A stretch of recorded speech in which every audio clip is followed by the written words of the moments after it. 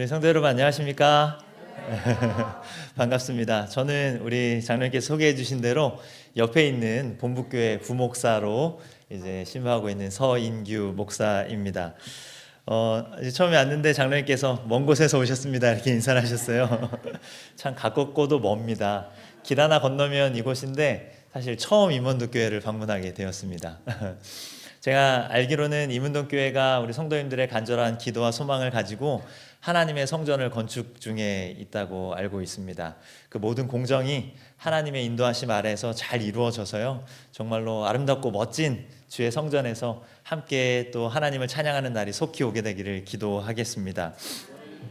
임은동 교회는 아시는지 모르겠지만 저에게 그리고 또 많은 성도님들에게 기쁨이 되는 교회입니다. 왜냐하면 건축으로 인해서 비록 이곳에 와 계시지만 이곳에서 예배를 드리시면서 화요일 저녁, 금요일 저녁, 그리고 안식일이면 이 연합회 강당으로 오시는 성도님들의 모습이 이곳을 바라보는 많은 분들에게 기쁨이 되고 있어요. 저희 교회 2층 로비에서 창문을 딱 내려다보면 바로 연합회가 바로 내려다 보입니다. 그래서 겨울에는 그렇지 못하지만 따뜻한 봄이나 여름이 되면 우리 목사님께서 이렇게 성도님들이 교회 앞에서 인사 나누시는 모습들이 그대로 보입니다. 그래서 저곳에서도 재림을 준비하는 하나님의 백성들이 모여서 함께 찬미하고 기도하고 있구나, 이런 생각을 할 때 마음속에 힘이 나고 저에게 또 기쁨이 됩니다. 그런 교회에서 또 하나님의 인도하심으로 함께 말씀을 펼 수 있도록 인도하신 하나님, 그리고 목사님, 여러 재직분들, 성도님들께 감사를 드립니다. 저는 이번 기도주의를 통해서 하나님을 기뻐하라는 주제를 가지고 말씀을 나눌 예정입니다. 저희가 신앙생활하면서 중요한 것 중에 많은 것들이 중요하겠지만 저는 개인적으로 이번 주에 이 기쁨이란 주제를 좀 생각해 보려고 합니다. 왜냐하면 우리가 하나님을 믿으면서 우리의 마음 가운데 기쁨과 즐거움이 없다면 그것은 어떻게 보면 우리가 좀 잘못된 신앙을 갖고 있지 않은가 생각을 해봅니다. 물론 죄를 슬퍼해야 하고 미워해야 하는 것, 애통하는 것 필요합니다. 그러나 그 죄를 용서하시고 우리를 구원해 하나님의 자녀로 삼아주신 그 하나님의 품 안에 있을 때 우리의 마음은 기뻐하고 즐거워해야 되거든요. 그래서 우리의 신앙 가운데 이 기쁨을 좀 찾아보는 그런 한 주가 되기를 소망합니다. 제가 이번 한 주간 우리 성도님들과 함께 빌립보서에 있는 말씀을 좀 보려고 그래요. 빌립보서에 있는 말씀을 좀 보려고 하는데, 물론 이번 주가 사경의 기간은 아니기 때문에 제가 빌립보서의 말씀을 하나하나 깊이 강해하진 않을 것입니다. 그러나 빌립보서에 있는 말씀을 통해서 하나의 주제들을 선택하고 그 가운데 나타난 기쁨들을 하나씩 좀 찾아보려고 합니다. 그래서 오늘은 첫 번째 시간으로 순종의 기쁨이란 제목으로 말씀을 나누고자 합니다. 먼저 오늘 우리가 살펴보게 될 이 빌립보 교회, 빌립보서에 대해서 좀 먼저 살펴봐야 될 필요가 있을 것 같은데요. 빌립보서는 우리가 잘 아는 것처럼 무슨 서신이라고 얘기를 합니까? 바울 서신 가운데 특별히 어디에서 기록한? 옥에서 기록한, 그래서 옥중 서신 중에 한 권이라고도 하죠.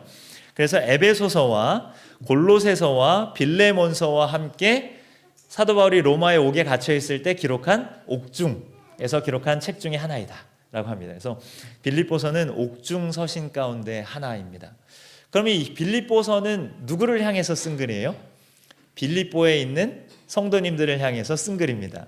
그럼 빌립보 교회는 어떻게 생겨났는지 우리가 살펴볼 필요가 있겠죠. 이 빌립보라고 하는 지역은 그리스 오른쪽 동편 에게해 북쪽 위에 위치한 작은 성이었습니다. 그래서 사실 이 예수님 당시 로마 시대 이전에, 그 그리스 시대 이전에는 좀 보잘것없는 작은 도시에 불과했어요. 그런데 이 빌립보라고 하는 성이 처음에는 크레니데스라는 이름으로 불렸는데요. 이 원래 성의 이름은 크레니데스, 뜻은 샘물이라는 도시였어요. 근데 이 성이 언제부터 유명해졌는가 하면 우리가 잘 알고 있는 알렉산더 대왕의 아버지 필립 2세가 이제 그리스를 통치할 때 이 빌립보 성의 판게스 산이라는 곳에서, 판게우스 산에서 뭐가 많이 나오기 시작했냐면 금이 많이 발굴된 것입니다. 그래서 금이 얼마나 많이 나왔냐면 매년마다 거기에 1,000달란트의 금이 나왔대요. 어마어마한 양입니다. 그래서 그리스가 온 유럽을 통치하고 지배할 때에 이 판게우스 산에서 나온 금으로 인해서 그때 당시 그 지역의 화폐를 무엇으로 사용했을까요? 금으로 사용할 만큼 금이 풍부했던 곳이 바로 이쪽 빌립보였던 것입니다. 그래서 이 필립 2세가 그 성에서 금이 나오기 시작된 다음부터 이 필립 2세가 마케도니아의 통치자가 된 이후에 금광을 보호하기 위해서 성곽을 두르기 시작합니다. 성곽을 두르고 요새를 만들어서 그 성의 이름을 그때부터 빌립보 성이라고 부르게 된 것입니다. 그래서 이 빌립보 성이 된 이후에도 이제 그리스 시대가 저물고 로마 시대가 된 이후에도 그 성의 이름은 바뀌지 않고 계속해서 무슨 성? 빌립보 지역으로 부르게 된 것입니다. 금이 많이 나오고 또한 전략적 요충지로 사용되다 보니까 이 로마에서는 특별히 빌립보에 있는 사람들을 잘 관리할 필요가 있었어요. 그래서 빌립보 성에 있는 사람들은 태어날 때부터 무슨 시민권을 가졌을까요? 로마의 시민권을 갖게 된 것입니다. 그래서 이 빌립보 성은 로마의 시민권을 가진 사람들이 살았고 로마의 군인들이 많이 위치하였고 또한 그것에 금이 많이 나왔기 때문에 굉장히 중요한 성으로서 로마에서도 사용되었던 성입니다. 하나님께서는 이러한 성에, 이 도시에 하나님의 무엇을 세우기를 원하셨어요? 교회를 세우기를 원하셨던 거예요. 하나님께서는 그래서 이 빌립보 지역에 하나님의 교회를 세우시기 위해서 한 종을 택하셨는데 그 종이 바로 우리가 잘 알고 있는 누구입니까? 사도 바울인 것입니다.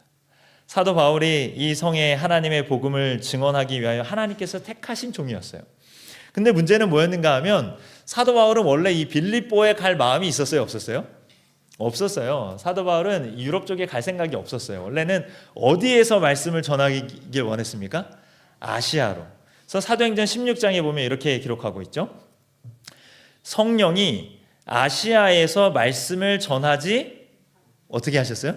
못하게 하시거늘 그들이 부르기아와 갈라디아 땅으로 다녀가 무시아 앞에 이르러 비두니아로 가고자 애쓰되 그래도 아시아로 좀 가려고 노력을 했습니다. 그런데도 여전히 예수의 영이 뭐하지 아니하시는지라? 허락하지 아니하시는지라. 무시아를 지나 드로아로 내려갔는데 라고 기록합니다. 아시아를 원래는 타겟으로 생각하고 열심히 전도 여행을 준비하였는데 성령이 그곳으로 가기를 허락지 않으시는 것입니다. 어떠한 이유로 그곳에 못 가게 된 거예요. 그래서 다른 지역을 돌아서 그곳으로 가려고 했는데 여전히 그곳으로 갈 수가 없었어요. 그런데 그런 가운데 사도 바울이 한 환상을 보게 되죠. 9절로 10절에 보면 밤의 환상이 바울에게 보이니 마게도냐 사람 하나가 서서 그에게 청하여 이르되 마게도냐로 건너와서 우리를 도우라 하거늘. 바울이 그 환상을 보았을 때 우리가 곧 마게도냐로 떠나기를 힘쓰니 이는 하나님이 저 사람들에게 복음을 전하라고 우리를 부르신 줄로 인정함이라라. 왜 아시아로 가는 것이 이렇게 안 되고 어려울까? 힘들까 할 때에 한 환상을 보게 되는 것입니다. 그런데 그 마케도냐 지역에 있는 한 사람이 나와서 뭐 하는 거예요? 바울이요, 와서 우리를 뭐 하십시오? 도와주십시오. 바울이 그 환상을 보았을 때 이것이 나에게 원하시는 하나님의 뜻이구나 생각하게 된 것입니다. 그것을 깨닫고 난 다음에 사도 바울이 자신의 계획을 다 뒤로 하고 어디에 가기를 힘쓰는 것입니까? 마케도냐로 떠나기로 결심하는 것입니다. 여기에 보면 하나님께서는 이 복음을 증거하기 위하여 사람을 사용하시고 계획하실 때에 어떻게 우리를 부르시고 계획하시는지에 대하여 이 사도행전 16장에 나와 있어요. 그런데 우리가 눈여겨볼 것은 뭔가 하면 이 복음 전도함에 있어서는 삼위의 하나님이 다 함께 움직이신다는 것입니다. 우리가 어떻게 알 수 있습니까? 6절에 보면 사도 바울이 아시아로 가려고 할 때에 누가 아시아에서 말씀 전하지 못하게 하셨어요? 성령 하나님이 등장을 합니다. 그리고 7절에 보면 예수의 영이 허락하지 아니하시는지라. 성령 하나님이 등장하고 예수님이 등장을 하죠.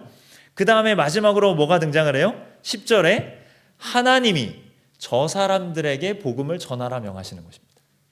성령 하나님, 예수님, 또 누가 등장해요? 아버지 하나님 세 분의 이름이 다 등장하는 것이죠. 사실 삼위일체라는 말은 이 초대교회 당시 사도 바울이 성경을 기록할 당시에는 있던 단어 표현 자체도 아닙니다. 그런데 우리가 이러한 것들을 빌어볼 때 이 당시에도 삼위의 하나님이 계신다는 사실을 사도 바울은 마음 가운데 뭐하고 있었어요? 인지하고 계셨다는 사실을 우리는 알 수 있죠. 그리고 이 복음 전파 사업에 있어서는 삼위의 하나님께서 함께 신경 쓰시고 관심을 가지시고 사람을 세우시고 보내시는 아주 중요한 사업임을 우리는 깨닫게 되는 것입니다. 영혼 구원을 하고 하나님의 품으로 인도하기 위해서는 그래서 이 삼위의 하나님께서 계획하신 섭리 가운데 우리가 거할 때 하나님의 복음을 땅끝까지 증거하는데 잘 사용되어질 수 있다는 것이죠. 그저 내가 원하는 대로 내 뜻대로 하는 것이 아니라 삼위의 하나님께서 원하시는 계획 가운데 우리가 순종할 때 복음의 열매가 맺혀질 수 있다는 사실을 우리는 기억해야 합니다. 그렇게 하나님의 말씀에 순종함으로 사도 바울이 빌립보에 가서 하나님의 복음을 증거하게 되는 것입니다. 여기 9절로 10절의 말씀을 다시 한번 읽으면 우리를 도우라 하거늘 10절에 바울의 그 환상을 보았을 때 우리가 곧 마게도냐로 떠나기를 힘쓰니 이렇게 되어 있어요. 사도 바울이 하나님의 뜻을 딱 깨달은 다음에는 어떻게 움직였습니까? 민기적거리지 않았어요. 아유, 그래도 내가 갈 땐 아시아인데 왜 여기를 가라고 하시는지 하나님 도대체 왜 그러시는 겁니까? 요번에 좀 저의 뜻대로 좀 하면 안 되겠으면 이렇게 따지지 않았단 말이에요. 마게도냐로 떠나기를 힘쓰니 하나님의 말씀에 순종하기 위하여 즉각적으로 반응하는 것입니다. 그래서 이 사도 바울이 하나님의 말씀에 순종할 때 이 빌립보 교회가 어떻게 개척되었는지를 우리가 또 살펴보게 될 텐데요. 이 가운데서 우리가 눈여겨봐야 할 것은 이것입니다. 우리가 때로는 하나님의 말씀에 순종하는 것 그리고 하나님의 뜻에 따르는 것에 있어서 한 가지 오해가 있는 게 있어요. 그것이 뭔가 하면 우리가 하나님의 말씀에 순종하기 위해서는 나의 즐거움과 기쁨을 포기해야 된다는 생각입니다. 맞습니까? 맞아요. 맞는데 또 틀려요. 우리가 하나님의 말씀에 순종할 때 우리의 기쁨, 우리의 즐거움 다 포기하고 여기서 좀 더 우리는 더 나아가죠. 하나님의 말씀에 순종하며 사는 삶은 예수님께서 우리를 위해 지신 십자가를 같이 지고 우리도 그 십자가를 지면서 나아가는데 그 십자가의 삶이 그저 슬프고 고통스럽고 어려운 고난의 길이지만 그것을 뭐 하면서 참으면서 가는 것. 근데 거기에 우리 재림교회 성도님들은 뭐가 따라 붙냐면 진짜 힘들지만 하나님께서 하라고 하시니 억지로라도 뭐 하는 거예요? 그렇게 해야 된다. 순종해야 된다 생각하는 것입니다. 그런데 사실 그렇지 않아요. 하나님께서는요. 우리들에게 하나님께서 무언가 명령을 내리시고 우리에게 순종하기를 요구하실 때 우리가 그 말씀에 순종할 때 기쁨과 즐거움 전혀 없이 그저 고통과 슬픔 가운데서 그것을 따라가기를 원하실까요? 아니요. 여러분들 자녀들 키우실 때 자녀들이 행복하고 기쁘기를 바라세요? 아니면 날마다 우울하고 슬퍼하고 눈물 지으며 살길 바라세요? 기뻐하고 즐거워하길 바라시죠? 장로님께서도 소개하셨지만 저에게도 딸이 4명이 있습니다. 그래도 김한희 목사님 아들도 같이 가지고 있지만 저희는 어떻게 낳다 보니까 딸 저희 아내까지 해서 제가 5명의 여인과 함께 살고 있어요. 제 얼굴이 행복해 보이시죠? 네, 행복합니다. 제가 4명의 딸을 키우고 있는데 제가 바라는 건요. 이 아이들이 아빠 말에 순종하고 하나님 말에 순종하기를 원해요. 근데 왜 원할까요? 하나님 안에 있을 때 이 아이들이 어떻게 살 수 있어요? 진정으로 기쁘고 행복하게 살 수 있기 때문에 그래요. 하나님 안에 있을 때 슬픔과 좌절과 낙담만 있다면 저는 하나님을 소개하기 어려울 거예요. 그리고 자녀들이 날마다 기쁘고 행복해야 누가 기쁜 거예요? 부모님이 기쁜 거예요. 그래서 하나님께서도 우리를 하나님의 자녀 삼아 주셨잖아요. 그리고 이 땅에서 우리가 행복하게 살기를 원하셔서 창조하셨단 말이에요. 근데 그런 하나님이 우리에게 나의 말을 따라오너라, 너희가 나의 멍에를 지고 나의 십자가를 지라고 얘기하실 때는 그저 힘들고 어렵게만 살기를 바라신 것이 아니에요. 우리가 하나님의 말씀에 순종할 때 그 가운데 무엇이 있냐면 진정한 세상이 우리에게 줄 수 없는 참 기쁨이 있기 때문에 하나님은 우리로 하여금 하나님의 말씀에 뭐 하라고 하시는 거예요? 순종하라고 하시는 거예요. 그래서 하나님의 말씀에 순종하는 것과 우리의 삶의 기쁨을 때로는 우리가 별개로 생각할 때가 있단 말이에요. 그러나 그렇지 않아요. 하나님의 말씀에 순종하는 것과 진정한 이 땅에서의 누리는 참 기쁨은 다른 이야기가 아니라 한 가지의 이야기라는 것입니다. 근데 누가 자꾸 그것을 별개로 생각하게 만들려고 할까요? 사탄이 그래요. 야, 하나님의 말씀에 순종하는 거 그거 쉬운 일 아니야. 얼마나 어려운데. 그건 너무나 힘들고 고통스럽고 때로는 너 힘으로 할 수 없어. 날마다 눈물 지으며 살 수밖에 없는 그 일이야. 그것을 선택하느니 차라리 하나님 곁을 잠깐 떠나는 게 더 뭐해? 행복해 하는 것이죠. 근데 그렇지 않아요. 절대 그렇지 않아요. 사탄의 말에 넘어가서 하나님의 품을 잠시 떠나보신 경험이 있으십니까? 정말 우리를 기쁘게 해주던가요? 아니죠. 잠시 잠깐입니다. 하나님 안에 있을 때 우리는 진정한 기쁨과 행복을 누릴 수 있다는 거예요. 그래서 시편 100편 2절에는 이렇게 말씀하고 있죠. 기쁨으로 여호와를 섬기며 노래하면서 그의 앞에 나아갈지어다. 무엇으로 하나님을 섬기라고요? 기쁨으로.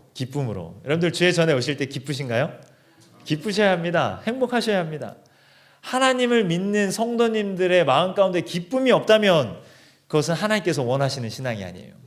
기뻐하시고 즐거워하시고 하나님을 찬양하는 모습이 여러분들의 삶과 표정에 배어있기를 간절히 소망합니다. 하나님은 기쁨으로 여호와를 섬기며 노래하면서 그의 앞에 나아오라고 얘기하고 있습니다. 그 기쁨을 가져야 하는 것이죠.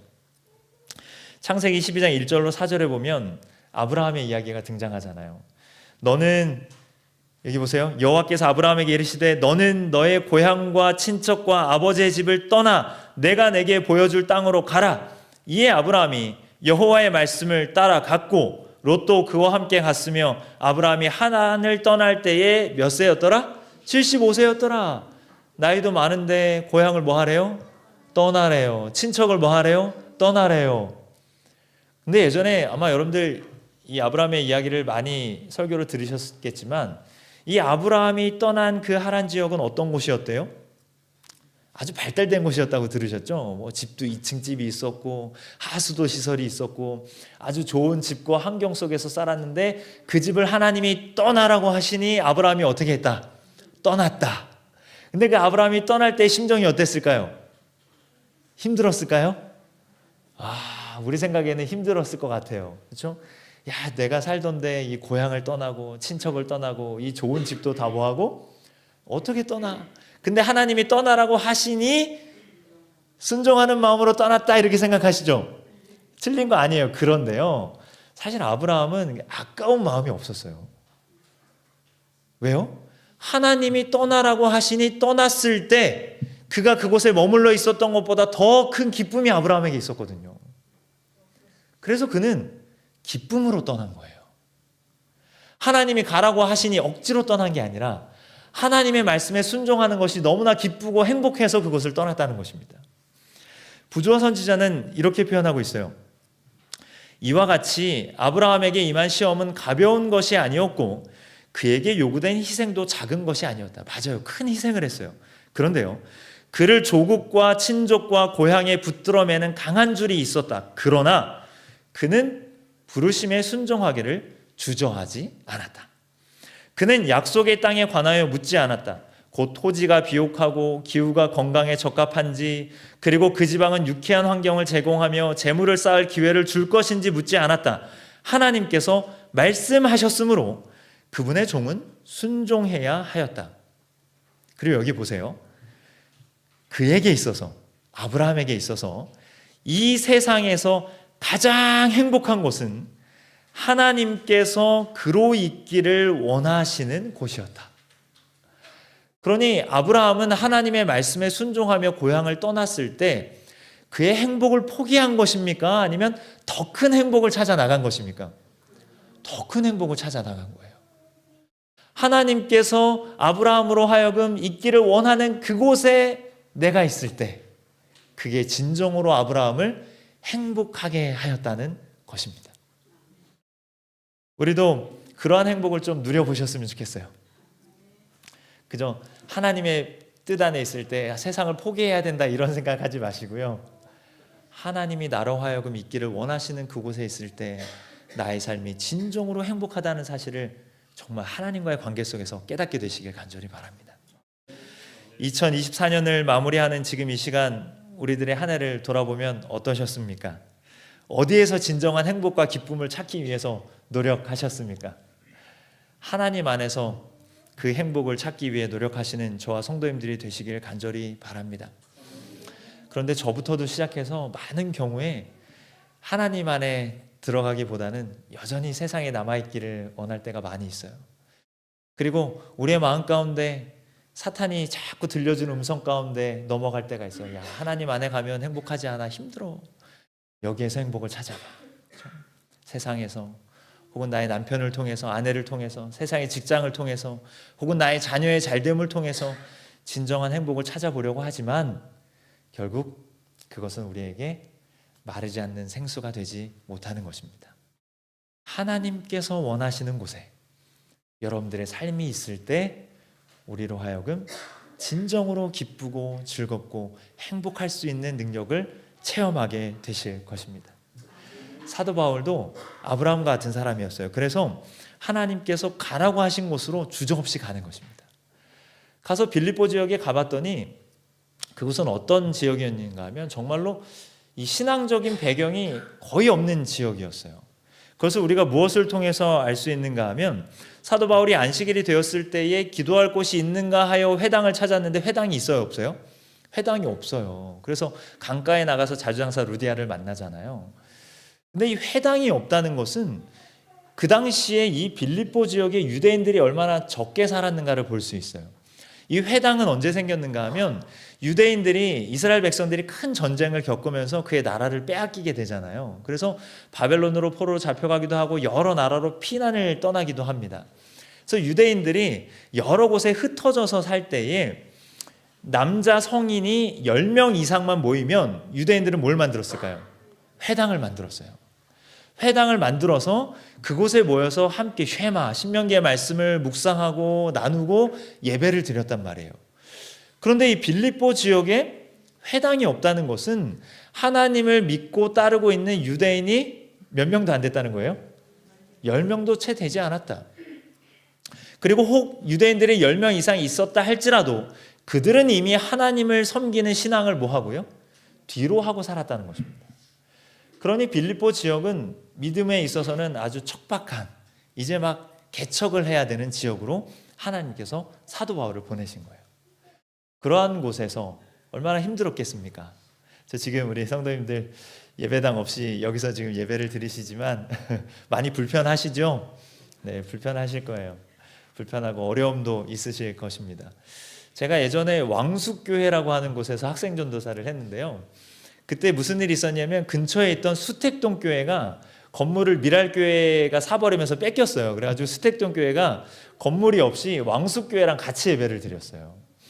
한 해 동안 이제 같이 예배 드리고 2해 동안 같이 예배를 드리는데 얼마나 불편하시겠어요. 남의 교회에 와서 같이 예배를 드리고 상당히 불편한 일이 많죠. 근데 그것을 하나님께서는 전화위복으로 만드셔가지고 수택교회랑 왕숙교회랑 같이 한 건물에서 예배를 드리다가 그냥 어떻게 됐을까요? 마음이 맞아가지고 교회가 하나가 됐어요.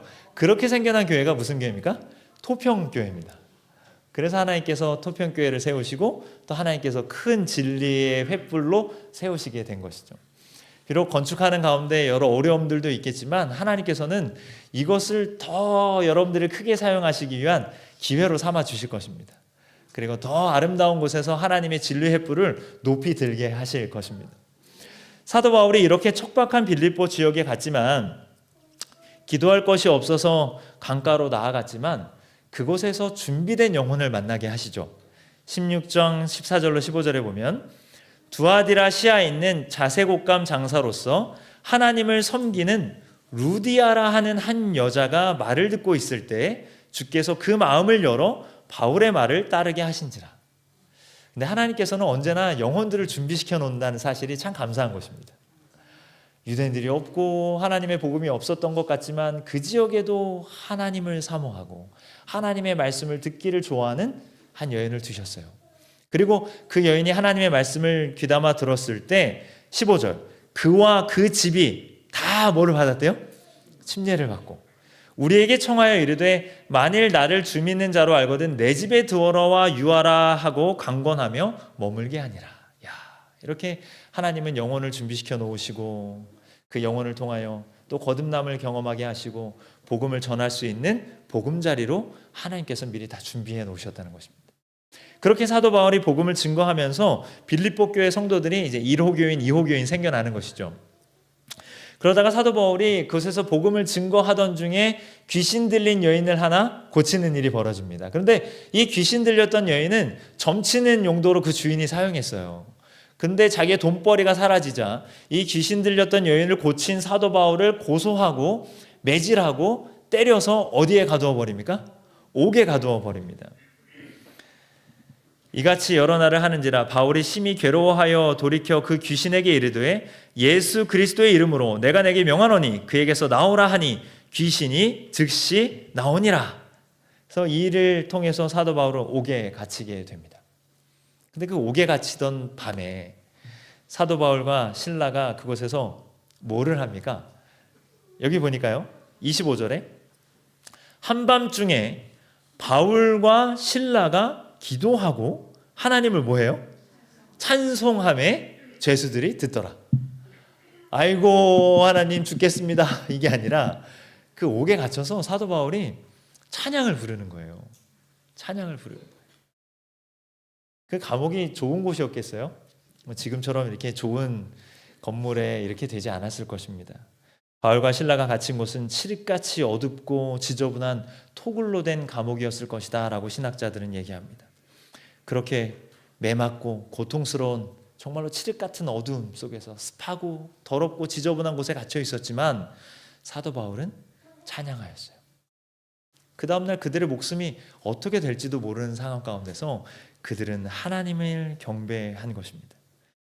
그런데 지진이 나고 옥의 문이 열려서 죄수들이 다 도망간 줄 알았는데 사도 바울과 실라가 도망갔어요? 안 도망갔어요? 안 도망갔어요. 여기 보세요. 간수가 등불을 달라고 하며 뛰어가 들어가 무서워 떨며 바울과 실라 앞에 엎드리고 그들을 데리고 나가 이르되 선생들이여 내가 어떻게 하여야 구원을 받으리까 하거늘. 이 간수가 가만히 보니까 바울과 실라가 들어왔는데 보통 죄수가 아니에요. 다른 죄수들은 다 울고 땅을 치고 통곡하고 있는데 바울과 실라는 하나님을 찬양하는 것입니다. 그리고 귀신 들렸던 여인이 다소곳하게 정상적인 사람으로 변하는 모습들을 볼 때 이 사도 바울이 한 일은 틀림없이 잘못된 일이 아니라 선한 일이었음을 그 간수는 알았을 거예요. 그리고 눈여겨 바울과 실라를 보고 있는데 여전히 바울과 실라가 그 옥의 문이 열렸음에도 불구하고 도망가지 아니하고 남아있는 모습을 볼 때 이 간수는 마음 가운데 큰 떨림이 있었어요. 이들이 믿는 하나님이 참 하나님이겠구나라고 생각한 것입니다. 그래서 이 간수가 가서 뭐라고 얘기를 합니까? 내가 어떻게 하여야 구원을 받으리까? 그러자 뭐라고 얘기를 해요? 주 예수를 믿으라. 그리하면 너와 내 집이 구원을 받으리라.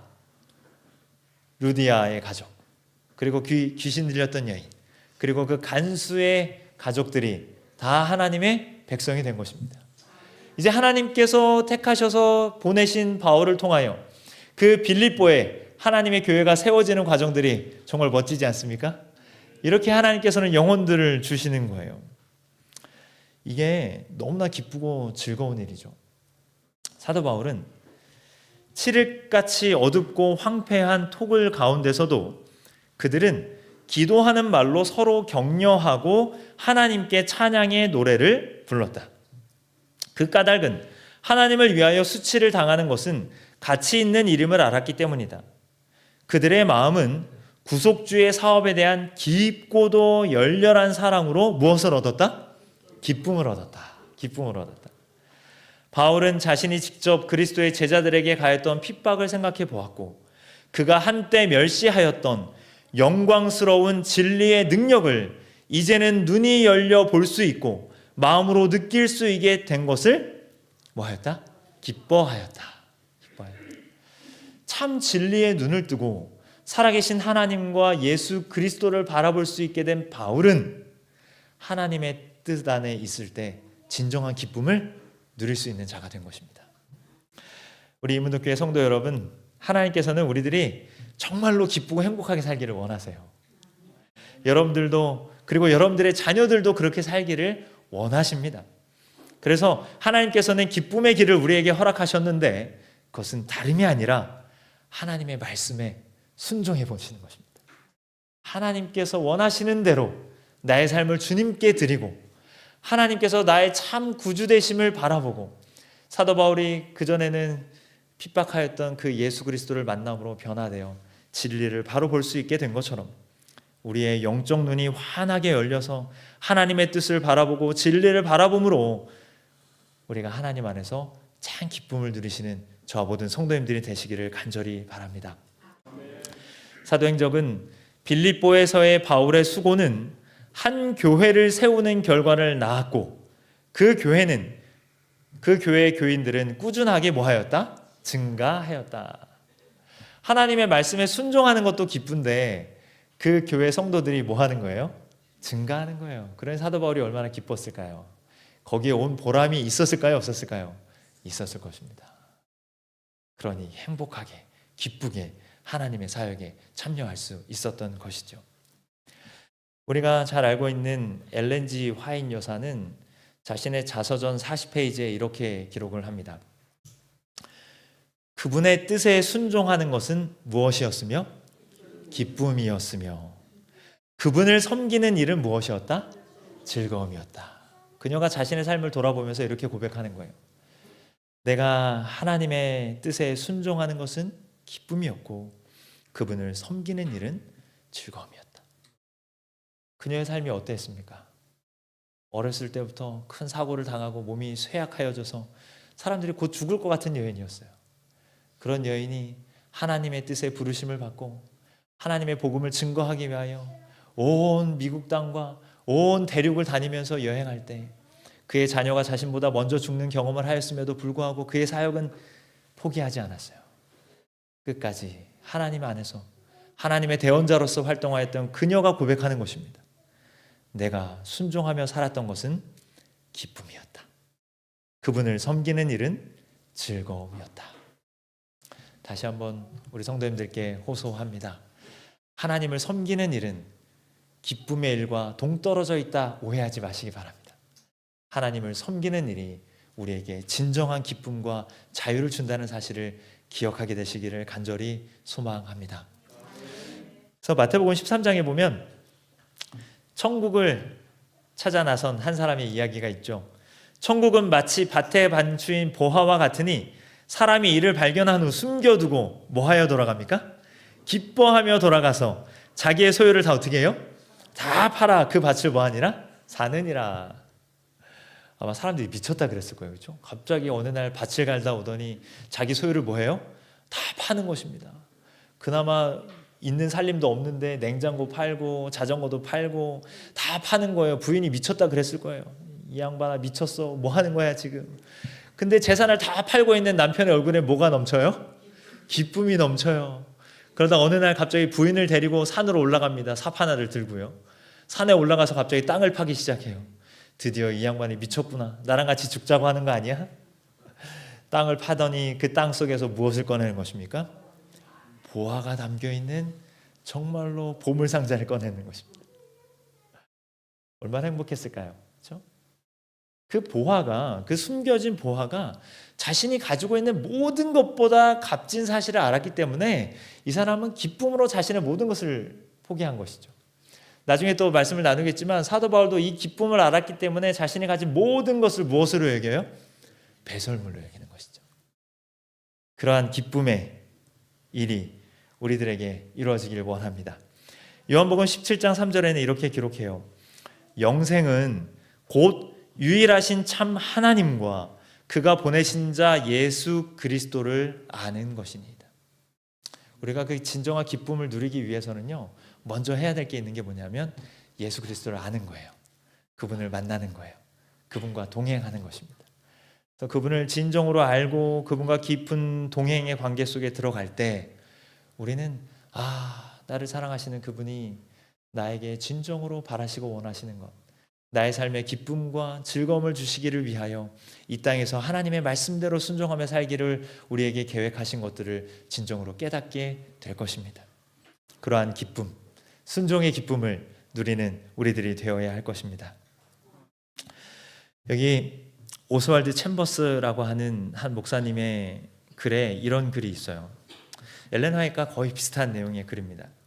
이 사람은 찰스 스펄전의 설교를 듣고 회심한 이후에 하나님의 사역을 위해서 열심히 사역을 했습니다. 군목으로도 활동하고 선교사로도 활동하고 하다가 그의 나이 불과 43살의 나이에 질병으로 목숨을 잃게 돼요. 그가 짧은 인생을 살았지만 그의 사역은 너무나 열정적이었어요. 그가 이렇게 자신의 삶을 고백합니다.